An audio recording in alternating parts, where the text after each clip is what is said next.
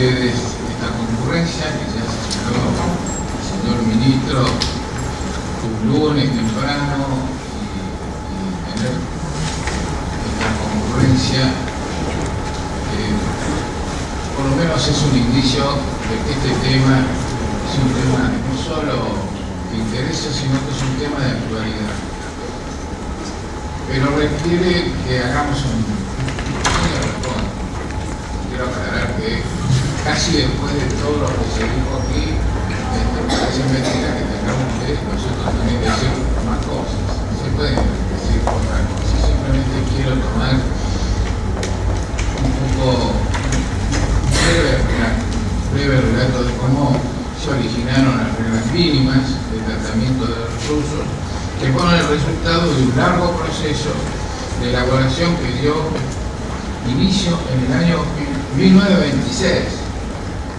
Es decir, que vamos a retomar un largo camino. Todavía si nos corregimos en la historia, antes de 1926 ya se había hablado mucho de esta situación de la cárcel y que por supuesto encima de todo este tiempo en 1926 ya habían aparecido cosas, pasado cosas tremendas, la Primera Guerra. Esas fueron las verdaderas motivaciones de desarrollo de los derechos humanos en la privación de la libertad. Una discusión importante con trabajo en la Comisión Penitenciaria Internacional, de que participaron numerosos y calificados expertos en autoridades de distintos países. Dicho proceso tuvo, como se señaló recién, distintos ciclos. En 1955, por el primer Congreso de las Naciones Unidas sobre la prevención del delito y el tratamiento del delincuente, se aprobó la primera redacción y después el Consejo Económico y Social de las Naciones Unidas en 1957 le dio, digamos, la aprobación es fundacional. No me voy a retener en eso, no se asusten, no voy a decir historia, mucho menos. Voy a hablar de cosas más concretas. Pero sí, vale la pena que recojamos un poco este pensamiento, de este esfuerzo y de esta transición. Porque llegar a las reglas mínimas no fue una cuestión de que se juntaron dos y dijeron no vamos a las reglas mínimas. Fue producto de un largo proceso en que se involucró la sociedad mundial. Y como todas las cosas, y como toda política, y como toda iniciativa que no cuenta con la participación y el respaldo del pueblo, son de alcance limitado. Yo diría, nunca son incorporadas a la civilización de la sociedad. Salvo uno puede decir que ha sido muy rápido durante gobiernos totalitarios, pero sí en ausencia de la participación del pueblo se ve el resultado del contenido a lo largo del tiempo. Entonces, durante muchos años las reglas mínimas fueron consolidándose como parámetros claros para guiar en todo el mundo la actividad penitenciaria y la humanización de la vida dentro de las cárceles. Tal es así que en la actualidad las reglas mínimas de las Naciones Unidas constituyen un modelo ineludible para evaluar normas y prácticas penitenciarias a nivel universal. Como ustedes saben, en diciembre de 2015 la Asamblea General de las Naciones Unidas aprobó un texto revisado de las reglas mínimas a la que propuso denominar las reglas Mandela. Como ya se ha dicho acá, la motivación por la cual se las denominó de esa manera, creo que no sería procedente que vuelva a insistir sobre el tema. Todos conocen el motivo de por qué le han puesto de esta manera. es decir, una evocación a una situación en la cual tiene mucha incumbencia el relato de las reglas. Esta necesaria y enriquecedora revisión fortalece el valor de estas reglas que, como dije, a través de los años se van consolidando como estándares fundamentales en la materia, en función del amplísimo consenso mundial que recoge. Dentro del derecho internacional, como lo explicó también la doctora Martínez, se considera que instrumentos como las reglas mínimas son documentos jurídicos que no tienen el valor vinculante de un tratado propiamente dicho. Es decir, serían recomendaciones de buenas prácticas sustentadas en el valor de los acuerdos y consensos internacionales que las consagran, lo cual no es poco, el consenso internacional. Sin embargo, podemos decir que en nuestro país las reglas mínimas poseen un valor jurídico.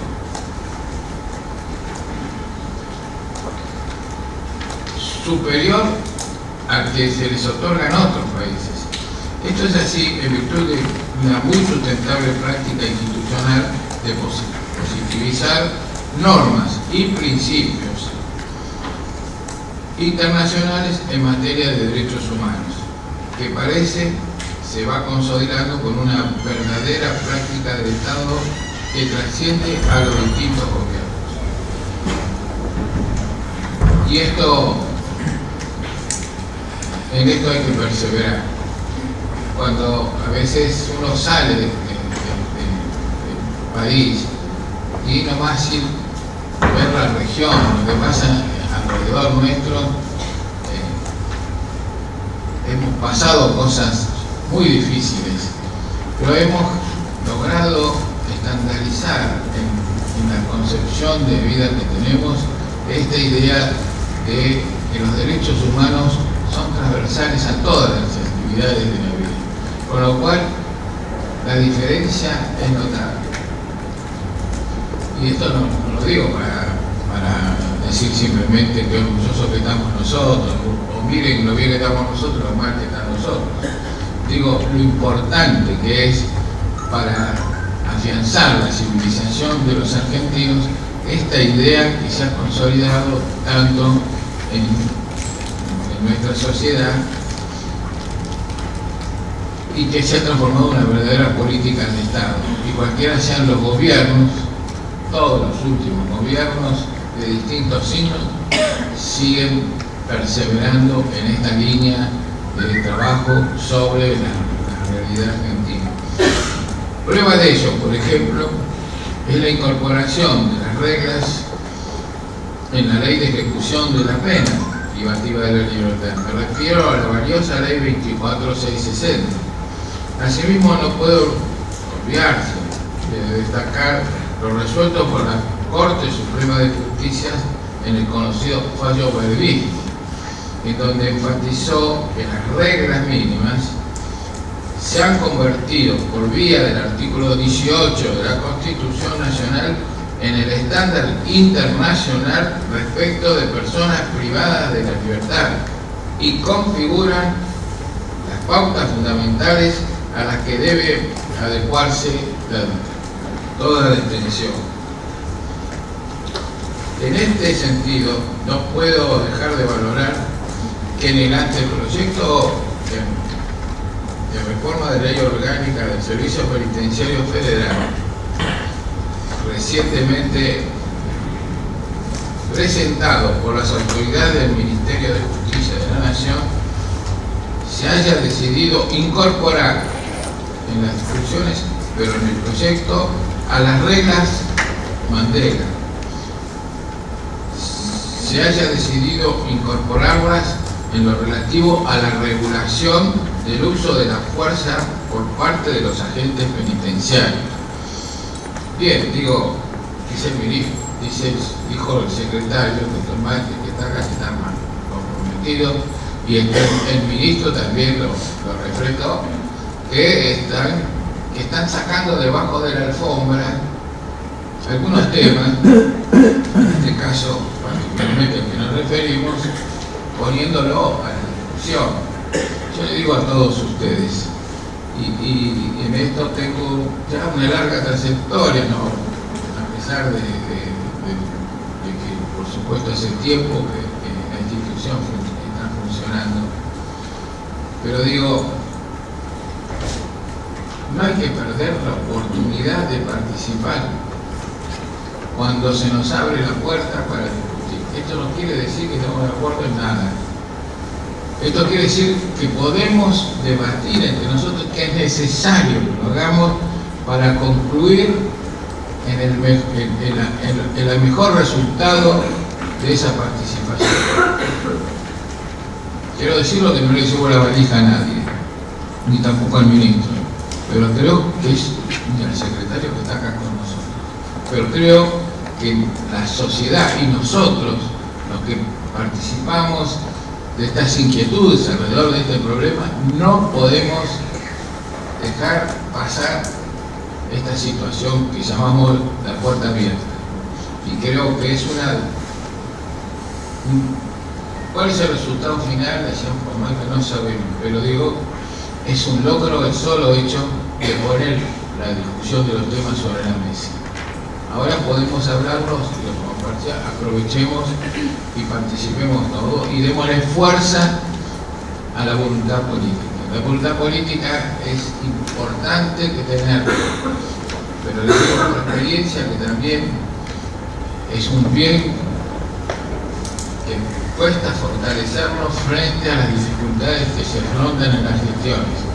Pero si el pueblo acompaña estas cuestiones fundamentales de realizar los cambios indispensables en favor del derecho de las personas, de los derechos humanos, porque los que están presos o que están privados de la libertad son personas, bueno, ya casi es un compromiso ineludible nuestro de participar. Por otra parte, me interesa destacar que las reglas maneras representan un piso mínimo de los derechos que todo Estado debe garantizar. Ponga enfatizado. Es un piso mínimo, no son un techo. Esto significa que en función de lo establecido por el principio económico, las reglas banderas pueden ser enriquecidas por otras normas que a nivel local, regional o universal regulen de manera más amplia, más clara o en forma más beneficiosa distintas situaciones de la realidad carcelaria. A título de ejemplo, me parece fundamental tener presente como complemento de la regla Mandela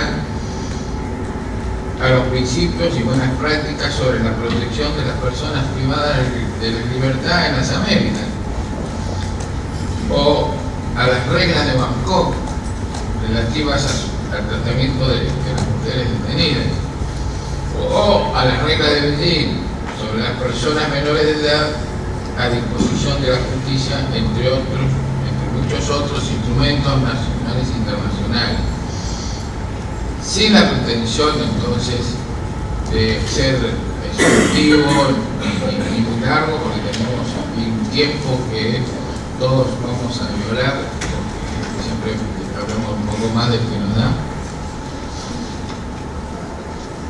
ni de ser exhaustivo. Me interesa destacar algunos principios que se consensuaron en la última revisión de las reglas mínimas, ahora denominada Mandela. En primer lugar, la regla 1 establece la prohibición absoluta de la tortura y de los malos tratos. Dicha prohibición tiene carácter absoluto porque se impone en cualquier lugar y en todo momento, tanto en tiempo de paz como en tiempo de guerra. Ninguna circunstancia, por excepcional que esta sea, ni estado de guerra, ni estabilidad política interna, ni cualquier otra cosa de emergencia que se cite, podrá servir jamás de justificación para la aplicación de los malos tratos a los detenidos. Esta regla tiene un valor significativo para nosotros, ya que desde hace tiempo la Procuración Penitenciaria viene sosteniendo que lamentablemente las torturas y los malos tratos constituyen un problema extendido y generalizado en las cárceles de nuestro país. Ahora bien, digo, el carácter sistemático de estas prácticas no radica en la existencia de un plan maléfico deliberado de las autoridades del Estado, no del gobierno. No es estos patrimonios del gobierno, sino en que estos métodos distintos, ilegítimos, se encuentran fuertemente arraigados en las rutinas de las fuerzas de seguridad del Estado. Por eso me parece bienvenido esta apertura a la discusión de ir pensando una reformulación de la organización destinada a la privación de las libertades de las personas que han tenido conflictos con el régimen. No voy a hablar de los penitenciarios porque ya estoy pensando que la van a hacer más. Por otro lado, las reglas Mandela postulan el deber de investigar en forma rápida, imparcial y efectiva toda afectación al derecho a la vida o a la integridad física y psíquica de los detenidos. La severidad y la exhaustividad de las investigaciones estará determinada por la adecuación de estas pesquisas con estándares internacionales tales como los principios del Protocolo de Estambul y los principios fundamentales de justicia para las víctimas de delitos y del abuso de poder. La carencia de adecuadas investigaciones y la impunidad propician, sin lugar a dudas, la reiteración de las violaciones de los derechos humanos. No está de más recordar que en el año 2004, al analizar por última vez la situación de nuestro país, el Comité contra la Tortura de las Naciones expresó su preocupación por la desproporción entre el elevado número de denuncias de actos de tortura y malos tratos y las mínimas condenas dictadas por dichas causas, así como los retrasos injustificables en la investigación de casos de tortura, todo lo cual contribuye a la impunidad existente en esta materia. Otro avance fundamental de las reglas tiene que ver con la prohibición absoluta del aislamiento prolongado, ya señalado por la doctora Martínez también como una cosa muy importante a tener en cuenta. El encierro en celdas puras, la reducción de alimentos o agua potable, la aplicación de castigos colectivos o el impedimento del contacto familiar de las personas detenidas.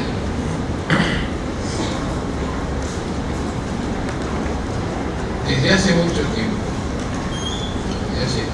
también, la Procuración Penitenciaria viene denunciando prácticas de encierro en las cárceles de nuestro país que se maquillan bajo la denominación de resguardo de integridad física o sectorización, cuando en verdad se trata de un régimen de aislamiento de 23 horas por día, con el agravante de que muchas veces se hace en celdas que carecen incluso de sanitarios. Por último, me interesa compartir con ustedes el valor que se les otorga en las reglas mínimas a las inspecciones periódicas de los establecimientos carcelarios, realizadas por organismos independientes. La cláusula que sobre este particular se incorpora en las reglas Mandela sigue la línea trazada en el derecho internacional por protocolo facultativo a la Convención contra la Tortura y en nuestro derecho interno, la Ley 25875 de creación de la Corporación Penitenciaria y la Ley 26827 que crea el Sistema Nacional de Prevención de Tortura y otros tratos o penas crueles, instrumentos o degradantes, que por supuesto todavía está pendiente de implementación. Fuimos los primeros en aprobar el protocolo, pero somos uno de los últimos en implementarlo. Sin lugar, esto nos hace reflexionar que algunas cuestiones las tenemos que poner al amparo de las influencias políticas.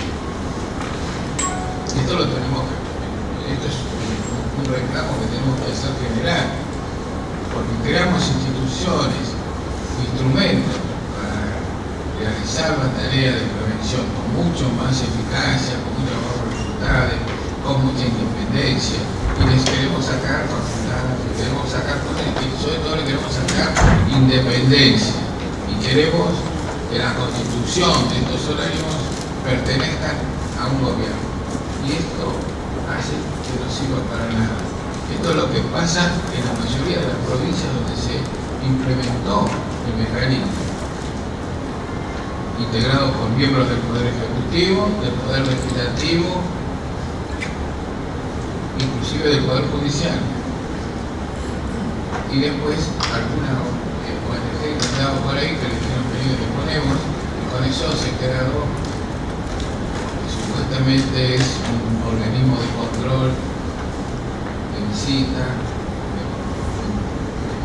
en fin, con todos los objetivos que tiene el mecanismo, y que realza la posibilidad de protección de los derechos humanos de las personas privadas de la libertad. Y no me extiendo más porque si no empiezo a decir cosas que no debo. Sin lugar a dudas, la implementación de un sistema de visitas carcelarias periódicas a cargo de organismos internacionales y nacionales independientes constituye una de las medidas más eficaces para prevenir la tortura y los malos tratos. Según el Instituto Interamericano de Derechos Humanos, la independencia funcional de estos organismos de inspección es fundamental para garantizar la eficacia de tales órganos en sus tareas de prevención de la tortura y de los otros y los malos tratos. En la práctica, ello significa que estos organismos deberán ser capaces de actuar en forma independiente y sin interferencia alguna por parte de las autoridades del Estado. Es decir, con plena autonomía funcional e independencia de criterio. En este sentido, no puedo dejar de destacar el reciente fallo de la Corte Suprema de Justicia que reconoce a la Procuración amplias facultades de inspección en los llamados institutos de menores. Pronunciamiento que viene luego de un largo y lamentable litigio que nos obligara a emprender las tareas de la CENAF por el gobierno anterior, no el reciente, no, el fallo llega recién asumida las nuevas autoridades. Pero esto tal vez sería para hacer un relato de espanto de lo que nos pasó con el Ministerio de Acción Social, con el ministro y sus funcionarios, datos que nos han llevado a plantear el secuestro de facultades a la Corte Suprema. Mientras tanto, los chicos, nada, inclusive ratificaron, ha habido esta muerte de chicos dentro de los institutos de menores.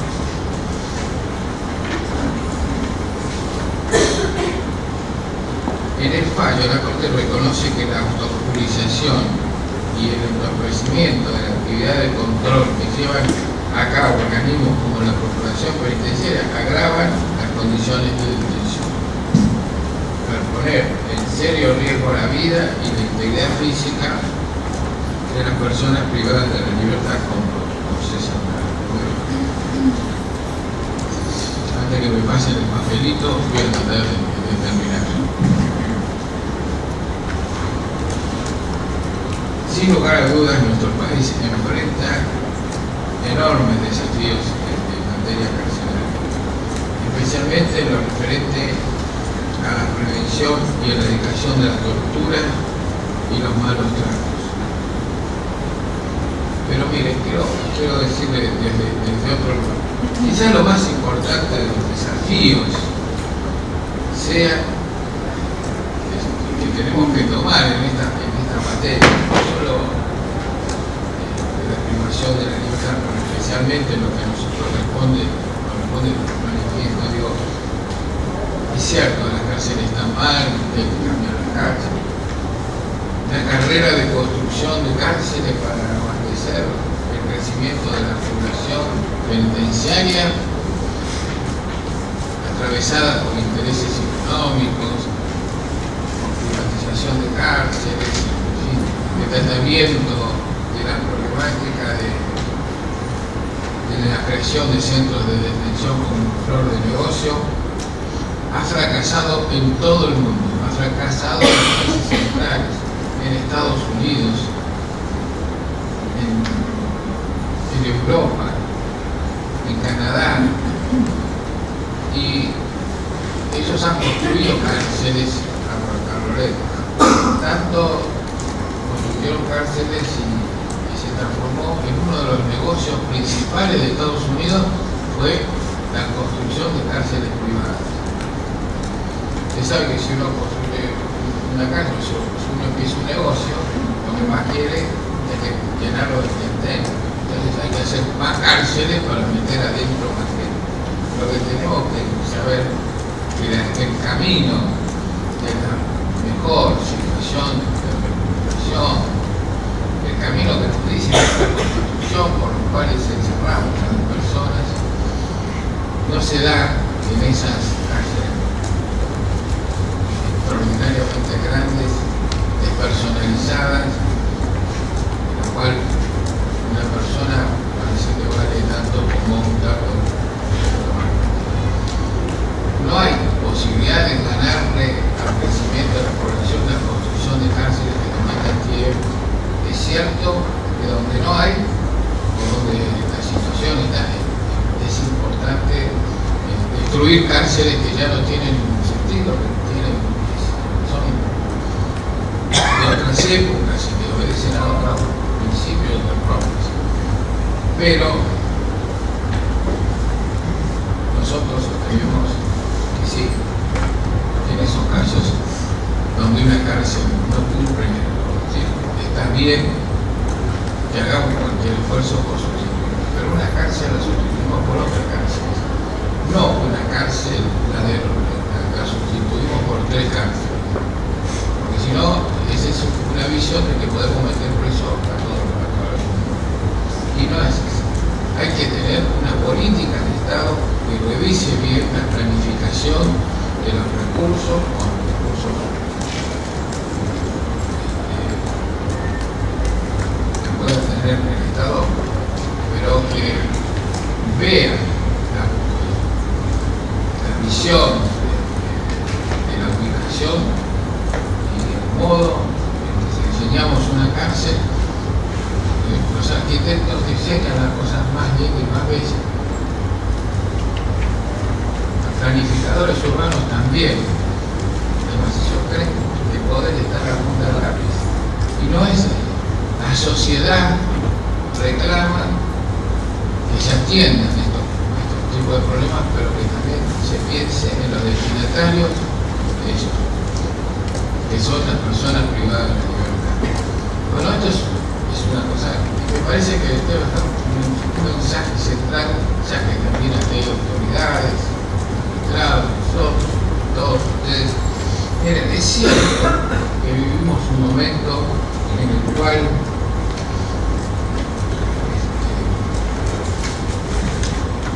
los desafíos más importantes que tenemos en esta materia es el de abordar la problemática de la inseguridad que vivimos. y el combate del delito sin transgredir, digo yo, esta sería la pregunta. ¿Cómo abordar la problemática de la inseguridad y el combate del delito sin transgredir principios fundamentales del derecho internacional de los derechos humanos? Creo que esta debe ser la política del Estado, no la mano dura con todas esas cosas. Esta cuestión, esto nos hará realmente una sociedad más civilizada. Yo quiero cerrar entonces este conjunto de ideas con el pensamiento de un famoso escritor ruso. El grado de civilización de una sociedad se mide por la forma en que se trata a sus presos. Las reglas son un buen camino para hacer un consenso, para ser más civilizados. Muchas gracias. Señores, buenos días. Quiero agradecer a los organizadores de este evento la oportunidad de estar aquí hablando delante de ustedes, que están interesados en este tema. Como se ha dicho, soy juez de la Cámara Federal de Acción Penal y presidente del Sistema Interinstitucional de Control Penal. Y en este carácter vengo a decirles que los miembros del sistema nos sumamos, adherimos al homenaje al gran Nelson Mandela, que vivió conforme a sus ideales, que se animó a defenderlo hasta estar 27 años preso y que, gracias a su sacrificio en la lucha por la igualdad, por la libertad, ha logrado una Sudáfrica mejor y un mundo mejor. Nosotros, en el sistema de control de cárceles, creemos en la Constitución Nacional, creemos que se puede lograr una justicia que concilie las garantías constitucionales, las garantías convencionales, las garantías de derechos humanos con los sistemas políticos. Esto de lo que estamos hablando hoy aquí no es solo un ejercicio académico, no es solo teoría, estamos hablando de realidades. Hoy mismo hay decenas de miles de personas privadas de su libertad. Alguno de ellos seguramente estará sufriendo más de lo que la ley permite, más de lo que la ley establece en su situación. Son personas reales que sufren. Posiblemente hayan hecho sufrir a otras personas reales también. Es decir, que aquí de lo que hablamos es de la realidad de la sociedad, de la realidad del ser humano. No solo hablamos de cuestiones jurídicas y de teoría. Necesariamente el valor de la persona humana que le reconocemos a cada una de las personas que da su libertad ha sido lo que nos llevó, o el eje conductor, o el núcleo central de la conformación de este sistema interinstitucional de control de cárceles. Se trata de el control más amplio y efectivo desde el punto de vista jurisdiccional y desde el punto de vista del acercamiento a la realidad. Nosotros en el sistema hacemos lo que decimos territorio. Nos acercamos a la realidad, nos acercamos a la gente, conocemos de manera directa los problemas que aquí se presentan y allí, de esta forma, hemos recorrido casi la totalidad de las unidades del país, federales, provinciales y muchos otros lugares de detención que no son propiamente institutos penitenciarios, porque como te lo he dicho, hay muchas personas que están detenidas en lugares que están preparados para hacer arrestos de 24 a 48 horas y permanecen allí. Hemos encontrado personas que hacía 13 meses que estaban en un calabozo de 48 horas y incluso muchas veces se da la paradoja de que pretenden o prefieren quedarse allí, porque allí no hay violencia, porque allí comen bien, aunque no tienen ninguna de estas prerrogativas que la ley les reconoce como derechos, de la progresividad del tratamiento, de la educación, del trabajo, en fin. La realidad a veces nos supera la ficción. Nosotros en el sistema, entonces, que lo hicimos en el año 13, que fue el año que se cumplieron 30 años de la recuperación definitiva de las instituciones democráticas, 200 años de la Asamblea del año 13 que había prohibido en esta tierra la tortura y ordenado quemar los instrumentos. Y también fue el año de la campaña nacional contra la tortura y de la creación del mecanismo y del consecuente sistema contra la tortura. película, a que no pretendemos reemplazar. Nuestra tarea incluso es mucho más amplia, pues no solo vamos en lo que se hace a tortura propiamente dicho, ni siquiera la tortura en su acepción o en su dimensión más, concepto más amplio. Nosotros justamente lo que pretendemos hacer es el cumplimiento de los estándares internacionales. Desde el punto de vista, partiendo del reconocimiento de la persona, de llevar su cuenta como persona humana, está revestir la totalidad de sus derechos, salvo la privación de libertad que la ley ordena y dispone, es que nos acercamos a las unidades y hemos encontrado realmente situaciones absolutamente insostenibles desde todo punto de vista. Pero nuestro análisis ha sido siempre desde el punto de vista de los estándares internacionales, es decir, de las reglas mínimas para el territorio que ahora llevan el nombre con estas variaciones de reglas Mantel. Estas son las reglas que desde el punto de nuestros estándares internacionales son las reglas Mantel. La República Argentina ha sido protagonista en el establecimiento de las reglas mínimas para el tratamiento de recursos. Ya en el año 55, con toda la evolución histórica que nos dio los miembros, ya en el año 55 ha sido protagonista. Nuestra propuesta ahora es que siga siendo protagonista y que siga siendo pionera en América y en el mundo, en el respeto a los derechos humanos, personas y derechos. Este es el gran desafío. Llevar todo este conjunto de normas jurídicas a la realidad. Acercar la realidad al deber ser, acercar el ser al deber ser. Justamente en esta propuesta, nosotros, como decíamos, hemos hecho muchas visitas y monitoreos, creo que a eso se ha referido un señor cuando nos hablaba de los sistemas de la gente. Y también hemos hecho, al final de los cuales, cuando encontramos una situación que nos parece insostenible, intolerable, la solucionamos de manera inmediata. Y aquí es donde está en juego esta interinstitucionalidad de pensar, porque el sistema está compuesto por jueces de diversas instancias, en el cual están los jueces de ejecución, está compuesto por la Procuración General de la Nación, es decir, que vienen los fiscales, particularmente la Procuraduría contra la Violencia Institucional, la Defensoría General de la Nación y la Procuración Penitenciaria de la Nación. Y tiene como elementos de la sociedad civil, a los efectos de tener un control y tener una apertura, una transparencia, una claridad de nuestras acciones, al Colegio Público de Abogados y al Centro de Estudios Legales y Sociales como ONG especialista en materia. De manera que cuando se produce un monitoreo es donde se pone en juego esta interinstitucionalidad. ¿Por qué? Porque por de pronto la presencia de jueces hace que se produzca la apertura de sectores nunca antes abiertos. A partir del año 13 yo les garantizo que se han abierto puertas que nunca habían sido abiertas y se han escuchado voces de personas que nunca habían sido abiertas. La presencia de los fiscales hace que inmediatamente se inicien actuaciones, se judicialicen las situaciones en caso que sea necesario.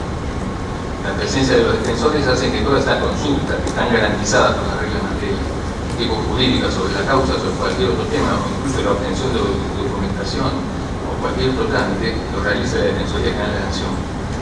Y también la Procuración Penitenciaria, que hace el rol de la ley de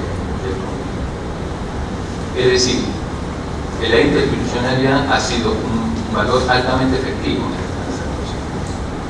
Nosotros también, además de este monitoreo que pretendemos hacer, producimos una serie de recomendaciones concretas y hacemos un seguimiento de que esto se realice.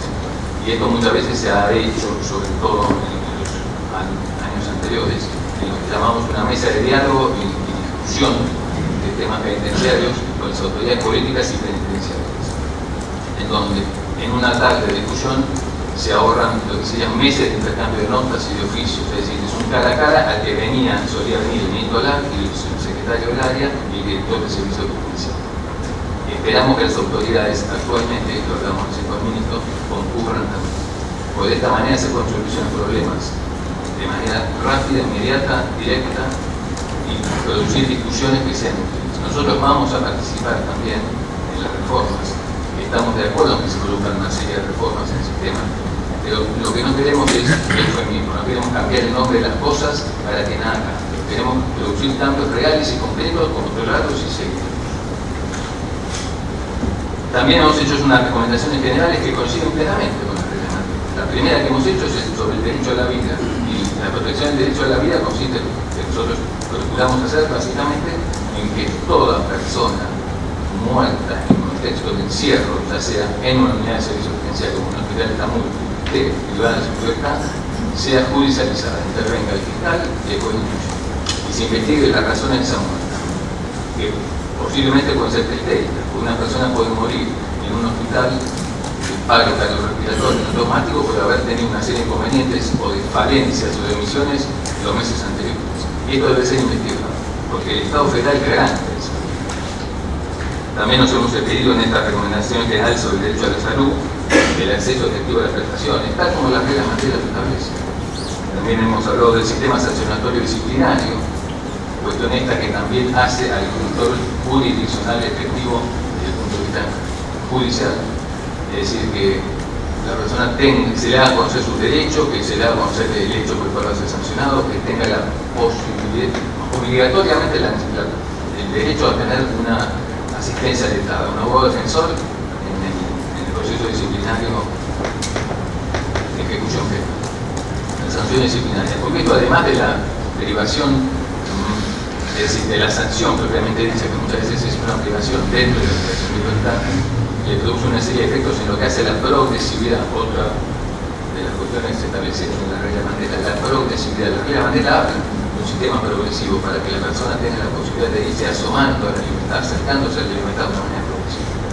El sistema sancionatorio influye en esa progresividad, por eso hay que defender los derechos, porque hay que tener mucho cuidado que en la realidad no se apliquen las sanciones como una manera de sujeción indebida. Nosotros hemos encontrado, por ejemplo, gente aislada, como vimos, gente sancionada, gente golpeada, que no tenía ningún tipo de sanción. Estos monitoreos, bueno, también calculamos, como decimos, hacer territorio, acercarnos a la realidad, hablar con las personas privadas de su libertad, conforme lo dice la regla Mandela. Hablamos también muchas veces con las personas que hacen la visita, hablamos muchas veces con los familiares, hablamos también con el personal penitenciario. El personal penitenciario debe ser capacitado, hay que valorar esa función. Muchas veces aparece como desdibujada, como desvalorada.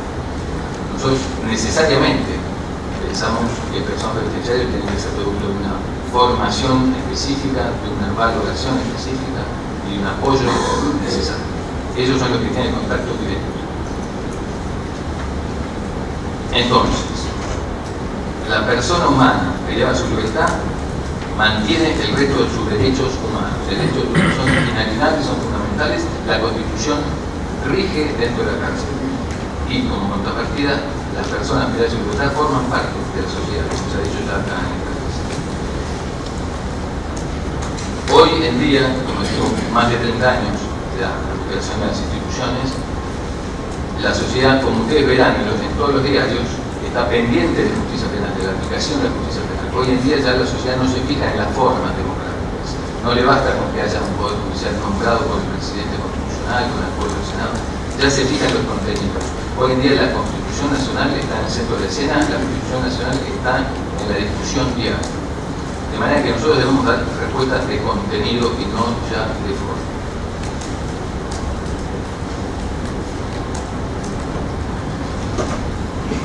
Esta proyección que nosotros hemos hecho desde el sistema, que nos ha llevado todo el territorio, como decía, nos ha llevado también por la trágica realidad que nos convocó a los institutos de niños, niñas y adolescentes que hemos recorrido, hemos encontrado también, hemos sido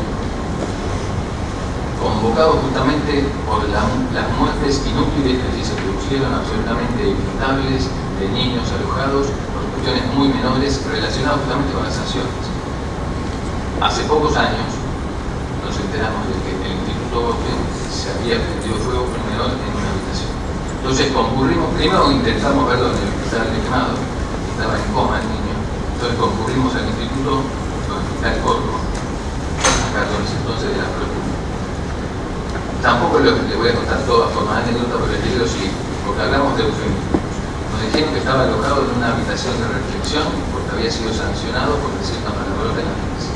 Se trataba de ni nada más ni nada menos que de un calabozo de aislamiento, absolutamente aislado, oscuro y sin aire, de manera tal que prendió fuego con un elemento que no podía tener un encendedor, a su producción, que no podía prenderse fuego, que a su producción ignífugo, y murió con producto de intoxicación por monóxido de carbono. Es decir, Todo lo que no podía pasar, pasó. Y esto es lo que nosotros queremos evitar. Estas muertes inútiles que lamentablemente se repitieron. En los institutos de niños, niñas y menores hemos tenido también, así como en el de justicia, una buena aceptación. El instituto, el sistema interinstitucional entra, abre, recorre, hace sus recomendaciones. Hemos también proyectado nuestros estudios a la cuestión de género. Hemos hecho recientemente una 6ª recomendación sobre la cuestión de género, en la que también forma parte de los temas de salud, porque todos sabemos que la cuestión de género, en contexto de fijación de libertad, hay que prestar atención a una serie de cuestiones, entre otras, las prestaciones de salud, en lo que hace a los programas de prevención propios de las enfermedades, que les digo, estaban todos los programas, pero no se hacía, como me lo reconoció el director médico. El programa está, pero no se hace. El mamógrafo está, no funciona. Entonces, esta es la realidad que nosotros queremos cambiar, porque el mamógrafo y los programas están pagos. Entonces, que se hagan. Nosotros pensamos controlar que se hagan. Y esa vamos a seguir en esto que tengamos. Porque creemos que se puede hacer y creemos que puede hacerse una justicia en correspondencia entre las garantías constitucionales y el sistema punitorio y el sistema penal. Creemos que se puede hacer. Creemos en la Constitución. Por eso estamos hoy aquí en la Facultad de Derecho hablando, porque creemos en la Constitución. Y yo los invito a todos, a ustedes, a los más jóvenes, a creer en la Constitución. La Asamblea General de Naciones Unidas el año pasado hizo una serie de objetivos para transformar el mundo, la Agenda 2030. Entre ellos hay uno que se llama Paz y Justicia. Y seguidamente la Asamblea General de Naciones Unidas habla de cómo alcanzar estos altos objetivos que abarcan múltiples aspectos de la realidad mundial. Y entre ellos establece y dice la necesidad de conformar alianzas intergubernamentales entre los departamentos del gobierno y con la sociedad civil.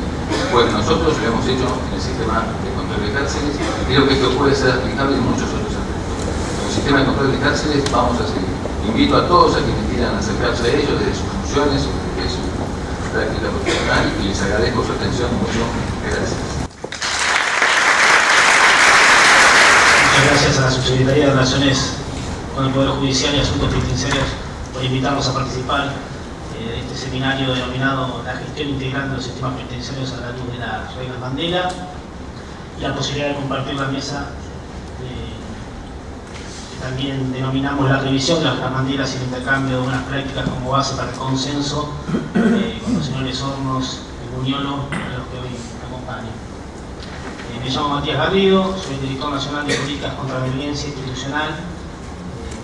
Es una nueva dirección que se creó en la estructura de la Secretaría de Derechos Humanos y Pluralismo Cultural de la Nación, con el objeto de visibilizar y sentar las bases para la erradicación de este tipo de violencia, con un fuerte acento, por supuesto, lo mencionó el ministro y se reiteró en ocasiones, en la atención y el acompañamiento de las víctimas de este tipo de violencia institucional y de otros graves delitos. Quería comenzar señalando que el pasado 6 de junio, cuando se realizó el lanzamiento de la campaña por la vigencia en Argentina de la regla Mandela organizada por la Procuración Penitenciaria de la Nación y la Defensoría General de la Nación, el 6 de junio era lunes y el horario, digamos, del lanzamiento era a las 2 de la tarde, para hablar, imagínense, sobre las reglas mínimas para el tratamiento de los reclusos y su actualización, reglas adoptadas por las Naciones Unidas en 1955. Un día, un horario y una temática poco popular, si se quiere, y arriesgado en términos de convocatoria. Pero para mi sorpresa, y creo que para muchos de los que asistieron, el Cine Momón, donde se realizó esta presentación, rebasaba de gente, organizaciones defensoras de los derechos humanos, referentes sociales, académicos, funcionarios judiciales de Naciones Unidas, muchísima gente joven. Había más de 500, 600 personas, la verdad que fue sorprendente. Y a dónde quiero llegar con esta anécdota es que, como hoy, creo que digamos, hoy también lunes, mañana, y hablando sobre estos temas, hay un fuerte compromiso de un montón de actores sociales de promover condiciones de encarcelamiento dignas, en velar por la protección de los derechos fundamentales de las personas privadas de libertad y en torno a la prohibición de la tortura y cualquier trato cruel, inhumano y degradante, en que el sistema penitenciario no debe agravar los sufrimientos que implica la privación de libertad y que hay que mejorar las condiciones de reclusión y también mejorar la gestión penitenciaria. Esta es la esencia de las reglas Mandela que hoy discutimos, esta es su naturaleza. Y todo esto no puede más que tener una consecuencia positiva para la sociedad, si se aplica, digamos, plenamente. Al respecto, Yuval Kimball, asesor jurídico de Amnistía Internacional y uno de los integrantes del grupo de expertos en la revisión y actualización de las reglas Mandela, dijo: las reglas Mandela podrían ser el anuncio de una nueva era en la que se respeten plenamente los derechos humanos de los presos. Las reglas, si se aplican plenamente, contribuirán a que el encarcelamiento dejara de ser tiempo desperdiciado de sufrimiento y humillación para convertirse en una etapa de desarrollo personal que condujera a la puesta en libertad en beneficio de la sociedad en su conjunto. ¿Qué áreas de las reglas mínimas han sido revisadas? Después de un cuidadoso análisis de los avances existentes en materia de legislación internacional, ciencias penitenciarias y buenas prácticas desde el año 1955, el grupo de expertos decidió revisar las reglas Mandela en 9 áreas temáticas concretas. Ya se habló la defensora sobre este asunto y también se refirieron predecesores, pero fueron 9 áreas temáticas muy concretas que solamente las voy a señalar, que son la dignidad y el valor inherente de las personas privadas de libertad como seres humanos, los grupos vulnerables privados de libertad, los servicios médicos y sanitarios, actualizaciones también en términos de restricciones, disciplina y sanciones, investigación de muertes y torturas de reclusos, a lo que se refirió el señor Hornos, claramente, acceso a representación jurídica, quejas e inspecciones, terminología y capacitación del personal. Como decía, no voy a entrar en detalle respecto de las actualizaciones realizadas. Hay un excelente documento de la Oficina de Naciones Unidas contra la Droga y el Delito que hace precisiones sobre las revisiones de estas 9 áreas temáticas, y un documento que se puede encontrar fácilmente en internet. Pero a modo ilustrativo, decir que un 35% de las reglas fueron revisadas y o reubicadas. ¿Qué estamos haciendo desde la Secretaría de Derechos Humanos de la Nación? Tiene que ver con lo que mencionaba el señor Hornos respecto a las inspecciones periódicas, a monitoreo, también el señor Muriel hizo mención. Y como muchos de ustedes sabrán, en 2004 nuestro país ratificó el protocolo facultativo de la Convención contra la Tortura y otros tratos o penas crueles, inhumanos o degradantes de Naciones Unidas. Se aprobó a través de la Ley 25932 y el protocolo afirma en su preámbulo la necesidad de adoptar nuevas medidas para alcanzar los objetivos de la Convención y de fortalecer la protección de las personas privadas de libertad. En el artículo 17 dispone que cada Estado parte mantendrá, designará o creará uno o varios mecanismos nacionales independientes para la prevención de la tortura a nivel nacional. Y en su artículo 29 establece que las disposiciones del protocolo son aplicables a todas las partes componentes de los Estados federales, sin excepción o limitación alguna. Es decir, que cada provincia puede tener su mecanismo contra la tortura, ¿no es cierto?, bajo la forma de un comité. En cumplimiento con esta obligación emanada de la ratificación del protocolo, se sancionó a nivel nacional en noviembre del 2012 la Ley 26827, que crea el Sistema Nacional de Prevención contra la Tortura, y luego fue reglamentada en el 2014, pero lo importante acá es que establece que se deberán crear los mecanismos locales de prevención contra la tortura en las provincias y en la ciudad de Buenos Aires. En ese camino estamos dentro de la Secretaría de Derechos Humanos de la Nación, desde la Dirección Nacional de Políticas contra la Violencia Institucional, que dirijo, y en conjunto con la Secretaría Ejecutiva del Consejo Federal, impulsamos diversas acciones para el desarrollo y la puesta en funcionamiento de los mecanismos locales para la prevención contra la tortura. Tanto para crearlos, creando, digamos, los consensos y más, que es un trabajo de muchísimo respeto en lo que tiene que ver con la tarea que hacen las provincias, en su articulado, en sus tiempos, en la revisión, digamos, del trabajo ya realizado para mejorarlo, para fortalecerlo, y no solamente en la creación, sino también en el fortalecimiento de los mecanismos que ya están implementados, porque si bien tenemos 7 provincias en las que actualmente existen los mecanismos, que son Chaco, Río Negro, Salta, Tucumán, Mendoza, Corrientes y Misiones, no todos funcionan de la misma manera. Tenemos una experiencia que quizás pueda ser más referencial, que es la de Chaco, que funciona muy bien, que es, se hablaba acá de la independencia. Los mecanismos, digamos, tienen que ser independientes, y tienen que ser independientes, tanto en su composición como en la posibilidad, digamos, de ingresar a cualquier lugar donde haya personas privadas de libertad, y también, bueno, en este caso, en el caso de Chaco, que tenemos la posibilidad de un lugar físico, un local, donde hay un comité, donde uno puede acercarse a hacer una denuncia, donde uno puede contar con el asesoramiento, donde puede encontrar los miembros del comité que allí trabajan. Entonces, una de las líneas estratégicas de mi dirección tiene que ver justamente con favorecer la creación, impulsar la creación de estos mecanismos. En la provincia de Buenos Aires, Santa Fe, Córdoba y San Luis hay proyectos de ley de creación de mecanismos locales presentados en las legislaturas provinciales, mientras que las provincias de Catamarca, Chubut, Entre Ríos, Formosa, La Rioja, Santiago del Estero, Santa Cruz, Tierra del Fuego y Ciudad Autónoma de Buenos Aires tenemos anteproyectos de ley que se están trabajando conjuntamente con los equipos técnicos de la Secretaría de Derechos Humanos de la Nación. Creemos que, digamos, es el mecanismo, es un mecanismo de prevención, la posibilidad de ingresar a cualquier espacio donde haya personas privadas de libertad en cualquier momento, elevando informes. Se habló acá del tipo de fuerza que contienen, de lo que son las reglas banderas, pero también de lo que son los informes que puede elevar un comité contra la tortura, que no son vinculantes, que no tienen ninguna fuerza jurídica, lo que se denomina soft law, ¿no es cierto?, lo que tiene que ver con las reglas banderas, pero creemos que como instrumento de prevención, como instrumento de monitoreo, de denuncia también de situaciones que pueden ser de tortura o malos tratos, se ha verificado que es el mejor instrumento en la actualidad para trabajar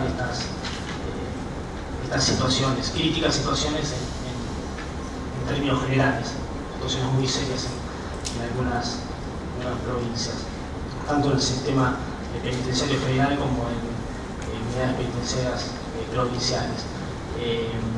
Durante este año hemos realizado bastantes viajes, quedan algunos pendientes todavía, y mantenido encuentro con las autoridades de las distintas provincias, con las secretarías de derechos humanos provinciales y miembros y funcionarios del Poder Ejecutivo, de los 3 poderes, para llevar adelante este cometido de crear, fortalecer y existir el mantenimiento de los mecanismos locales de prevención contra tortura, y tenemos el compromiso de trabajar para mejorar la situación de los que ya están constituidos. En este sentido, bueno, ha expresado más de una oportunidad el secretario de Derechos Humanos, y es una, como lo reitero, una de las líneas estratégicas de la dirección. Para concluir, me gustaría decir que la Secretaría de Derechos Humanos y Pluralismo Cultural de la Nación y la Dirección a mi cargo se suma a la campaña de la Procuración Penitenciaria de la Nación y de la Defensoría General de la Nación, y se comprometen a dar visibilidad pública y promover las reglas banderas en Argentina, en tanto principios básicos y universales para garantizar los derechos humanos de las personas privadas de libertad, y hacer un llamado amplio a la reflexión sobre los propósitos de la cárcel y las condiciones que deben cumplir su pena las personas detenidas. Bueno, básicamente estas son algunas de las reflexiones y los pensamientos que quería compartir con ustedes. Muchas gracias por su atención.